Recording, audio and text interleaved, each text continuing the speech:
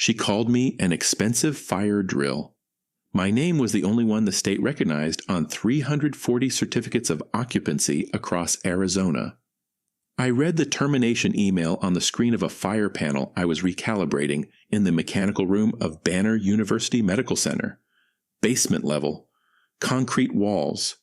The chemical smell of halon residue still hanging from a system test I'd run 20 minutes earlier. My phone buzzed in my chest pocket, and I pulled it out, expecting a schedule update from dispatch. Instead, I got a PDF with the Sentinel Fire Protection letterhead and Paige Maddox's signature at the bottom. The subject line read, Organizational Restructuring, Immediate. The body was 3 paragraphs. The second one contained the phrase, the most expensive fire drill on the payroll. That was me. 14 years with the company. The only designated responsible person the Arizona State Fire Marshal recognized on their inspection records. 340 buildings, hospitals, data centers, high-rises, 2 regional airports. Every one of those certificates had my name on it. Not Sentinel's name, mine. Boyd Kavanagh, DRP license number 04-7821. I finished recalibrating the panel, closed the access door, logged the reading in my field notebook. Then I walked to my truck in the parking structure, sat behind the wheel, and read the email again. The third paragraph mentioned that AI-driven sensor networks eliminate the need for manual inspection dependency. There was a company-wide distribution list in the CC field. Every project manager, every field tech, every admin assistant at Sentinel had received this email at the same time I did. I set my phone on the center console, face down. Paige Maddox was 25, Northwestern MBA. She'd spent 6 months at a smart building IoT startup before her father, Russell Maddox, handed her the CEO title at Sentinel. Russell built that company from a 2-man shop in Mesa in 1994, grew it to $890 million in annual revenue. He'd earned every dollar of it. His daughter had earned a diploma and a parking spot. She'd been in the role for 11 weeks when she sent that email. I sat in my truck for a long time.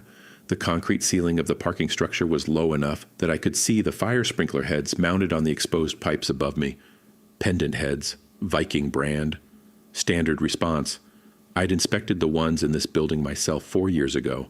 I knew the thread pattern, the deflector type, the pressure rating. I knew which ones were original and which I'd flagged for replacement after the 2019 seismic retrofit. That's the thing about being a DRP. You don't just inspect buildings, you carry them, every deficiency, every workaround, every system that technically passes code but needs watching. 340 buildings worth of that knowledge lived in my head and in my field notebooks, not in Sentinel servers, not in their project management software. In me. I turned the key and drove home. I need to go back 14 years to explain what a designated responsible person actually is, because Paige Maddox never understood it, and that's the whole story. Arizona State Fire Marshal Rule 4.12 requires every commercial building above a certain occupancy threshold to have a DRP of record. That's not a company, that's a person. A licensed individual whose name appears on the certificate of occupancy alongside the building owners. That person is legally responsible for the inspection, testing, and maintenance of all life safety systems in that structure. Sprinklers, alarms, smoke control, emergency lighting, stairwell pressurization, chemical suppression in server rooms, and aircraft hangars. You can't automate a DRP. You can't replace one with a sensor dashboard. The state requires a human being with specific certifications, specific field hours, and a standing relationship with the fire marshal's office built over years of consistent reporting. When I signed an inspection report, the state accepted it because they'd accepted my work 6,400 times before. That history doesn't transfer. I came to Sentinel in 2010 after 10 years in the Air Force as a fire protection specialist. Most of that decade was spent on flight lines. Edwards, Luke, Nellis, the suppression systems on a flight line aren't like the ones in office buildings. A failed sprinkler head in a cubicle farm means wet carpet. A failed suppression system on a flight line means a $2 billion aircraft and a crew of 4. That's where I learned what compliance actually costs. Not the paperwork version. the version where you crawl under an F-16 at 0300 because the foam proportioner is reading 6% and it should be reading 3. And if you get it wrong, someone's family gets a flag. I brought that standard to Sentinel. 2. Russell Maddox hired me because he wanted someone who treated a hospital sprinkler system with the same seriousness as a flight line suppression grid. Within 3 years, I was the DRP of record on every major building in the portfolio. By year 7, the fire marshal's office called me directly when they had questions about code interpretation, not Sentinel, me. I'm telling you this because it matters. Everything I just described, the certifications, the standing, the 6,400 accepted reports, that was what Paige Maddox deleted with a 3-paragraph email. And what she didn't know could fill a building. If you work in a field where the knowledge lives in a person and not a platform, subscribe before you keep reading.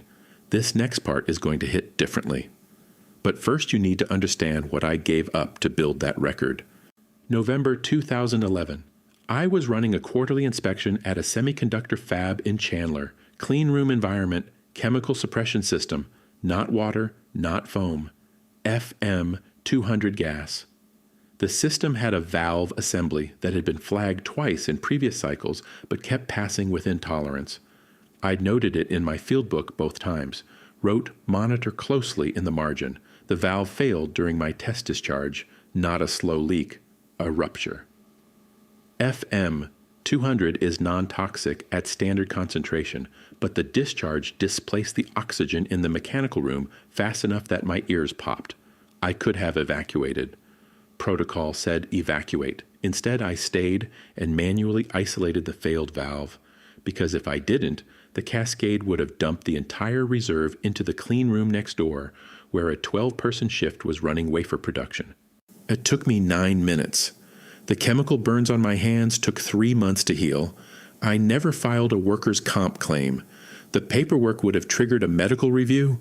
That review would have grounded my field certification for 6 months minimum. 6 months without a DRP meant 90 buildings in fire season without a legally recognized inspector. I couldn't do that to those buildings. I couldn't do that to the hospitals and the people sleeping in them. Rebecca dressed the burns herself. She's an ER nurse. She'd seen worse. She set up a station at the kitchen table with saline, silver sulfadiazine, and non-stick gauze. Every night for 11 weeks she cleaned and redressed my hands while I sat there and didn't make a sound. She never once asked me to file the claim, never once asked me to reconsider. She just worked. Steady hands. Quiet mouth. That's Rebecca.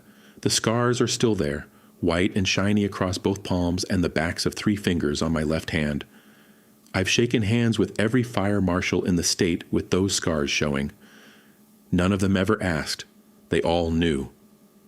Some nights after Rebecca went to bed, I'd stand at the kitchen sink running cold water over my hands. Not because they still hurt. They'd stopped hurting by 2013. I did it because the water reminded me they were still mine, that I'd kept them, that the choice I made in that mechanical room hadn't cost me the thing I needed most to do my job. 14 years, 340 buildings, 6,400 inspection reports, 2 airports where a suppression system failure during fueling operations could kill dozens, 3 hospitals where the fire alarm system was the last line between a sleeping patient and smoke they'd never wake up from.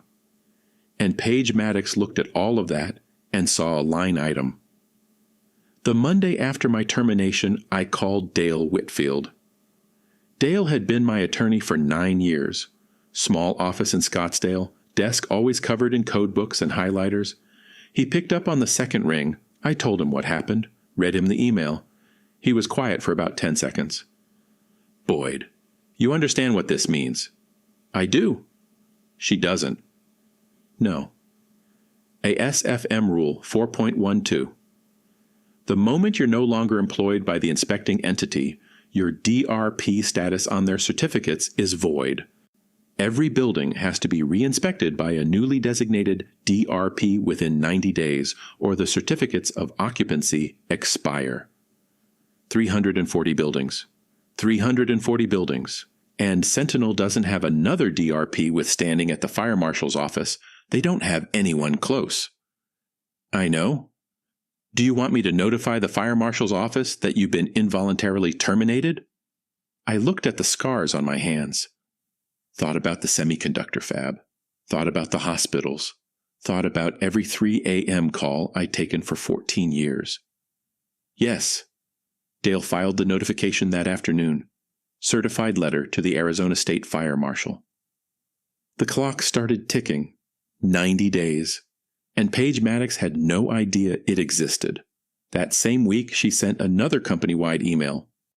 This one had a subject line that read, "The future of life safety is here." It included a photo of a new sensor dashboard she'd had installed in the Sentinel conference room. 6 monitors mounted on the wall. Real-time data feeds from IoT sensors across the building portfolio. Temperature, humidity, smoke particle density, flow rates. She'd spent $2.3 million on the system. It was impressive to look at. Clean graphics, color-coded alerts, the kind of thing that photographs well for a LinkedIn post. It couldn't sign an inspection report. It couldn't testify before the fire marshal. It couldn't recognize that the standpipe in Building 7 at Sky Harbor had a pressure drop every February because of thermal expansion in the underground feed line. Something I'd been manually compensating for since 2016. But Paige didn't know that. She looked at those 6 monitors and saw the future. She looked at my salary and saw the past. I drove past the Sentinel office on my way to the hardware store that Saturday. The parking lot was half empty. I could see the glow of the monitors through the conference room window. 90 days. The clock was already at 87.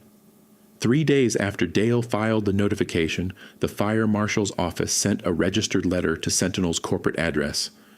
I know this because Dale received a copy as my attorney of record. Standard procedure. The letter referenced ASFM, Rule 4.12 by number, identified me by name and license, listed all 340 certificates of occupancy, and stated that Sentinel had 90 days from the date of my termination to designate a replacement DRP. Please have that individual's credentials accepted by the fire marshal's office and complete re-inspection on every building in the portfolio. 90 days.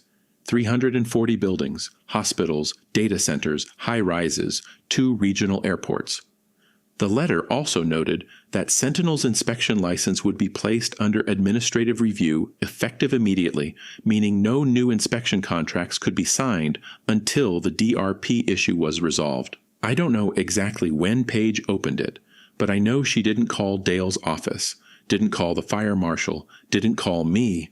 What she did, according to a field tech named Garrett Ellis, who still texted me, was hand the letter to her operations manager and say, "Handle this."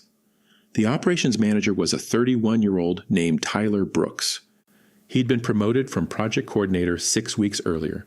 Good kid, competent with scheduling software, had never spoken to anyone at the fire marshal's office in his life. Tyler called the state the next morning, asked what it would take to designate a new DRP. The clerk on the other end explained the requirements. Minimum 10 years of field experience in commercial fire suppression. Current NICET Level 4 certification. Pass the state's own supplemental examination. And a minimum of 2 years of accepted inspection reports on file with the fire marshal's office demonstrating consistent reporting standards. Tyler asked if there was an expedited process. There wasn't. He asked if the sensor monitoring system could satisfy the inspection requirement in the interim. The clerk told him that software is not a person and cannot hold a license. Tyler sent an email to Paige summarizing the call. Garrett forwarded me a screenshot. Paige's reply was 4 words: "Find someone who qualifies." In the state of Arizona, there were 11 individuals who held active DRP credentials at the level required for Sentinel's portfolio. I knew all of them. 3 were employed by competitors who would never release them. 2 were semi-retired and hadn't filed inspection reports in over a year, which meant their standing with the fire marshal was lapsed. 4 were based in Tucson and Phoenix suburbs and already carried full portfolios of their own. The remaining 2 had enough capacity to take on maybe 15 buildings each. None of them could cover 340. Tyler spent the next 2 weeks calling every one of them. I know this because 3 of them called me to ask what had happened at Sentinel. I told them the truth. They wished me well. None of them signed with Sentinel. Now this is the part I've been waiting to tell you. Day 22. Paige held an all-hands meeting in the conference room with the 6 monitors. Garrett was there. He said she stood in front of the sensor dashboard and told the staff that the fire marshal's concerns were procedural and would be resolved through our technology platform. She said the sensor data was more comprehensive than any individual inspector's observations and that the state would eventually recognize this. She used the phrase regulatory lag. The state fire code hasn't been updated since 2019, but it wasn't lagging behind technology. It was deliberately structured around individual accountability because buildings don't burn down in data sets. They burn down in real life, with real people inside, and the state requires a real human being to stake their license on every inspection. Paige was explaining Arizona fire law to a room full of people who installed sprinkler systems for a living. Garrett said nobody spoke. He said the room had the quality of men watching someone walk toward a cliff in hiking boots with no tread. Day 31. The first building owner called Sentinel's front desk. His name was Arthur Ward. He owned a Class A office tower in Tempe, 12 stories, 600 occupants on a full business day. His certificate of occupancy was tied to my inspection reports. He'd received his own notification from the fire marshal that his building's DRP of record had been terminated. Arthur Ward did not call to ask questions. He called to inform Sentinel that his building's insurance carrier had been notified, that his legal counsel was reviewing the situation, and that if a replacement DRP was not on record within 15 days, he would be filing a negligence claim. Day 34. 2 more building owners called, then 4, then 9. Garrett stopped counting after day 38 because the calls were coming faster than the receptionist could log them. Day 40. The fire marshal's office issued a formal suspension of Sentinel's inspection license. Not the administrative review from the first letter. A suspension. That meant Sentinel couldn't perform inspections on any building in the state. Not the 340 in my portfolio. Not any building at all. Paige's response was to hire a compliance consultant from Los Angeles named Craig Foster. Craig had 15 years in California Fire Code, which is a different code in a different state administered by a different authority. He arrived at Sentinel's office on day 43 wearing a blazer with no tie and carrying a laptop bag. He spent his first morning reviewing the sensor dashboard. His first question to Tyler Brooks was what ASFM stood for. Day 45. Banner University Medical Center, the same hospital where I'd been recalibrating a fire panel the day I was terminated, notified Sentinel that it was engaging an outside fire protection firm to perform emergency re-inspections at $4,200 per building. Emergency rates. Sentinel's legal department knew exactly what that number meant. Banner's facilities director, a man named Jim Crawford, had worked with me for 11 years. He sent the notification to Sentinel's legal department and copied the fire marshal. Day 48. Sky Harbor International Airport followed, both terminals. The airport authority's risk management office didn't send a letter. They sent an attorney. The attorney sat in Sentinel's conference room beneath the 6 glowing monitors and explained that the airport's FAA compliance status was linked to its fire suppression certification, that the FAA had been notified of the DRP vacancy, and that Sentinel had 14 days to produce a qualified replacement or the airport would terminate the contract and pursue damages. Paige was in that meeting. Garrett said she took notes on an iPad. He said she asked the attorney if the sensor data could serve as interim documentation of system functionality. The attorney looked at the monitors, looked at Paige, and said, "Ms. Maddox, those screens don't have a license number." Day 52. I was at home. Rebecca was on a night shift. I'd spent the afternoon replacing the drip irrigation line along the back fence. The soil in Scottsdale is caliche and calcium carbonate, takes a specific fitting, or the pressure blows the connections every monsoon season. I'd been meaning to fix it for 3 years. Never had time. My phone was on the patio table. It had buzzed 11 times since noon. 3 calls from numbers I recognized as Sentinel project managers. 2 from numbers I didn't recognize, 6 texts from Garrett with updates I hadn't opened yet. I finished the irrigation line. Tested it. No leaks. Went inside and made a sandwich. Turkey and Swiss on sourdough. Ate it at the kitchen counter standing up the way I always ate, but slower than I'd eaten in 14 years. There was no next building to drive to. No panel to recalibrate. No 3 a.m. call coming. I opened one of Garrett's texts. It was a screenshot of an internal email from Paige to the executive team. The subject line read, "Strategic Transition Update." The body contained the sentence, "Legacy compliance protocols are being systematically replaced with sensor-verified monitoring, and the regulatory environment will adjust accordingly." Legacy compliance protocols. That was me. That was 6,400 inspection reports, and the scars on my hands, and every hospital patient who slept safely because I'd caught a valve deficiency before it failed. I set the phone down, finished my sandwich. Day 55. The negligence claims started arriving. Arthur Ward filed first. Then a property management group that owned 19 of the buildings in my portfolio. Then the data center operators. Then a hotel chain with 4 properties. By day 60, Sentinel's legal department had received formal claims from building owners representing 212 of the 340 buildings. The claims cited breach of contract, negligence, and failure to maintain legally required life safety oversight. The combined value of the filed claims reached $520 million. Page retained a litigation firm out of Phoenix. Their retainer alone was $1.2 million. Day 63. Russell Maddox called me. I was driving back from the hardware store. His number came up on the console display. I'd had it in my phone for 14 years. I let it ring 3 times before I answered. Boyd. Russell. He was quiet for a moment. I could hear road noise on his end, too. I'm looking at a number I don't understand. $520 million in claims. I heard. The fire marshal's office won't return my calls. They'll return mine. He was quiet again. Longer this time. I could hear him breathing.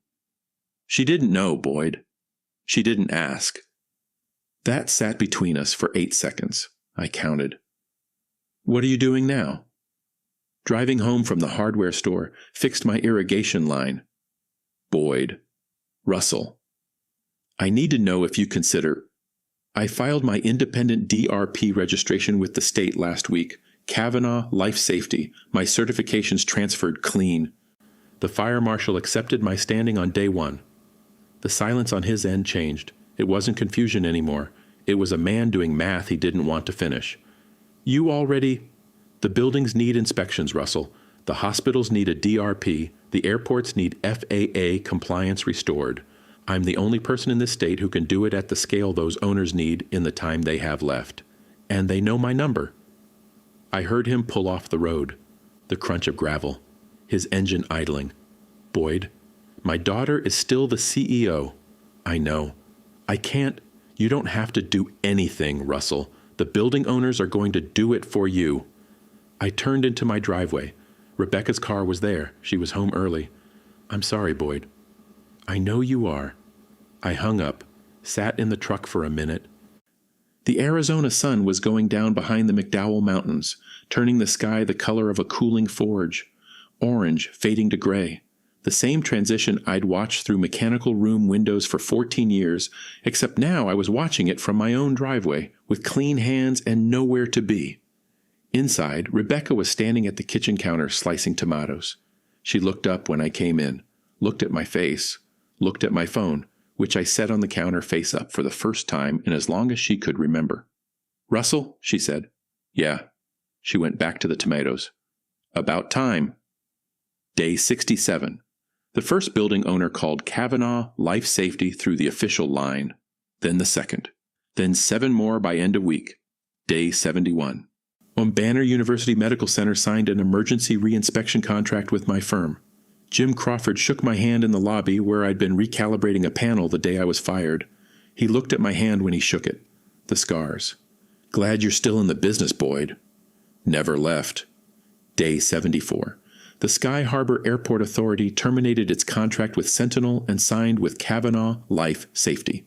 Both terminals, emergency rate, the FAA compliance clock was ticking, and they needed a DRP the state would recognize by name. My name. By day 80, I had signed contracts on 187 of the 340 buildings, emergency reinspection rates, triple what Sentinel had charged. The building owners didn't blink. They were paying for a name the state trusted, attached to a license the state recognized, held by a person who had 6,400 accepted reports on file. There was no alternative. There was no sensor dashboard that could substitute. There was only me. Sentinel's revenue was in free fall. Garrett texted me a screenshot of an internal finance memo on day 82. Year-over-year revenue had dropped 71%. The compliance consultant from Los Angeles had quit on day 77 after the fire marshal's office declined to meet with him because he wasn't licensed in Arizona. The litigation firm's invoices were averaging $340,000 per month. The 6 monitors in the conference room were still glowing, still showing real-time sensor data from buildings that no longer had a legal right to operate. Day 85. Russell Maddox walked into Sentinel's office and closed the door to the conference room. I don't know exactly what was said. Garrett wasn't in the room. But when the door opened 40 minutes later, Paige Maddox walked to her office, collected a box of personal items, and left the building. She did not send a company-wide email. Day 88. 2 days before the 90-day deadline expired on the remaining buildings. Russell Maddox sat in Dale Whitfield's office in Scottsdale. I was across the desk. Russell looked like he'd aged 5 years in 3 months. His hands were folded on the table, no papers in front of him, just his hands. I built that company in 1994, he said. I know. I'm going to have to sell it. I know that too. He looked at me, not at my hands, at my face. Would you have stayed if she'd never sent that email? I thought about it. Honestly thought about it. Yeah, I would have. He nodded once, pressed his lips together, stood up. You were the best hire I ever made, Boyd, and she fired you over a line item. He shook my hand at the door. His grip was still strong, but his eyes were wet. The sale closed 6 weeks later. A national fire protection conglomerate out of Denver called Ridgeline Safety Group acquired Sentinel for $374 million. That sounds like a lot of money, until you know that Russell had turned down $890 million from the same company 18 months earlier. A 58% discount. Ridgeline got the trucks, the warehouse inventory, the brand name, and the remaining client contracts that hadn't already migrated to me. They did not get a DRP. They had to hire 3 from out of state and begin the 2-year process of building standing with the Arizona Fire Marshal's office from scratch. Paige Maddox's name appeared once more in the industry press. A short item in a Phoenix Business Journal piece about the acquisition. The article mentioned that the former CEO had departed prior to the sale and was pursuing opportunities in the technology sector. No further details, no LinkedIn post about tough decisions, no farewell email to the staff. The $520 million in negligence claims didn't disappear with the sale. Ridgeline assumed some of them as part of the acquisition terms. The rest were settled individually by Sentinel's insurance carriers over the next 14 months. Total payout across all claims came to $189 million. The insurance carriers dropped Sentinel's coverage retroactively on the buildings where the DRP vacancy had persisted beyond 60 days, which meant Russell's personal indemnity clause, the one he'd signed when he incorporated in 1994, was exposed on 47 buildings. His attorneys negotiated it down, but he still wrote a personal check for $3.8 million to close the last of the hospital claims. The fire marshal's office completed its review of Sentinel's inspection license on day 94, 4 days after the deadline. They didn't revoke it. They didn't need to. There was no company left to hold it. Craig Foster, the compliance consultant from Los Angeles, sent Tyler Brooks an invoice for $184,000 before he left. Tyler forwarded it to Garrett with a single line. "Do we even pay this?" Garrett told me that won over beers. I almost smiled. Kavanaaugh Life Safety billed $63 million in its first year, 187 buildings under contract, emergency rates that normalized after the first cycle, but stayed 40% above Sentinel's old pricing because building owners had learned what happens when you pay for the cheapest option. I hired 4 junior inspectors in the first 6 months, all of them former military. All of them understood that a fire suppression system isn't a data point on a dashboard. It's the last mechanical barrier between a sleeping patient and a room full of smoke. I trained them the way I'd been trained on the flight line, hands on the valves, eyes on the gauges, notebook in the chest pocket, every deficiency documented in handwriting before it went into the system, because systems crash, servers go down. Software updates wipe configurations. But a field notebook with dated entries in ink, that's evidence, that's testimony. That's a man saying, I was here, I checked this, and I'm putting my name on it. The fire marshal's office accepted my standing with Kavanaaugh Life Safety on the first filing.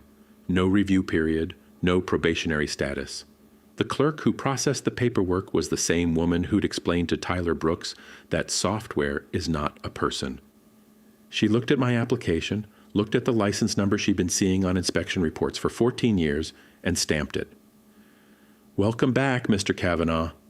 I hadn't gone anywhere. That first year I worked long hours. I won't pretend otherwise. 187 buildings don't inspect themselves, and the emergency backlog from the 90-day gap meant every system needed a full cycle, not just a spot check. But there was a difference. Every hour I worked, I was building something with my name on the door. Every report I signed went into my own filing system. Every client relationship was mine, not borrowed, not contingent on someone else's daughter deciding I was a line item, and I hired well. By month 9, my 4 inspectors were handling the routine cycles on 60% of the portfolio. I was spending my mornings in the field and my afternoons in the office reviewing their reports. By month 12, I had 2 evenings a week with nothing on the schedule. That had never happened at Sentinel, not once in 14 years. Rebecca noticed before I did, not because I told her, because I was home. A Tuesday in October. I pulled into the driveway at 5:40 p.m. The sun was still up. The irrigation line I'd fixed during those 90 days was running along the back fence, hitting every plant the way it was supposed to. I could hear it through the open garage door. That quiet ticking sound of water hitting caliche soil. I walked inside, set my keys on the counter. My phone was in my pocket, not my hand. I hadn't looked at it since I left the office. Rebecca was in the kitchen. She wasn't in scrubs. Day off. She looked at me when I came in, and she didn't read my face the way she used to. She didn't scan for the tension in my jaw or the set of my shoulders. She just looked at me the way you look at someone who's already fine. She opened the refrigerator, took out 2 bottles of beer, opened both, handed me one without a word. We went out the back door to the patio. 2 chairs. The McDowell Mountains turning gold in the last hour of light. The irrigation line ticking, no phone buzzing, no 3 a.m. call queued up somewhere in the future, no panel to recalibrate, no valve to isolate, no chemical burns to dress at the kitchen table. I held the bottle with both hands. The scars caught the light, white and shiny against the brown glass. Rebecca looked at them. She dressed those wounds for 11 weeks every night without asking me to stop. She knew what those hands had done, what they'd held together, what they'd cost. She didn't say anything. Neither did I. We just sat there while the sky did what Arizona skies do when the day is done, turned every color the desert has and then let them go, one by one, until the mountains were just outlines and the stars came through. My hands were still. For the first time in 14 years, they weren't reaching for a panel or a notebook or a phone. They were just hands wrapped around a cold bottle next to the woman who'd kept them working when the state would have shut me down. She took a sip of her beer. I took a sip of mine. "Nothing tonight?" she said. "Nothing tonight." She nodded, not surprised, just satisfied. The nod of a woman who'd been waiting 14 years for a Tuesday evening with no emergencies and who had the good sense not to make a speech about it. The irrigation line ticked. The stars came through. The mountains disappeared into the dark the way they do every night, whether anyone's watching or not. Funny thing about a fire suppression system. It sits in the ceiling for years. Nobody looks at it. Nobody thinks about it. It does nothing visible, nothing loud, nothing that makes the quarterly report. And then one night at 2 a.m., it's the only thing between a building full of people and the worst moment of their lives. You can replace the pipe. You can upgrade the sensors. You can mount 6 monitors on a wall and watch the data stream in real time. But someone has to put their name on it. Someone has to say, I inspected this system, I certify it works, and if it doesn't, you come find me. That's not a technology problem, that's a character problem, and you can't download character from a dashboard. That's my story. 14 years of someone else's name on the door, and now the door says Kavanaaugh. If you've ever built something that kept people safe, something nobody noticed until you weren't there to maintain it, I'd like to hear about it. Tell me in the comments, and if this one landed with you, subscribe and hit the bell. There are more of these coming.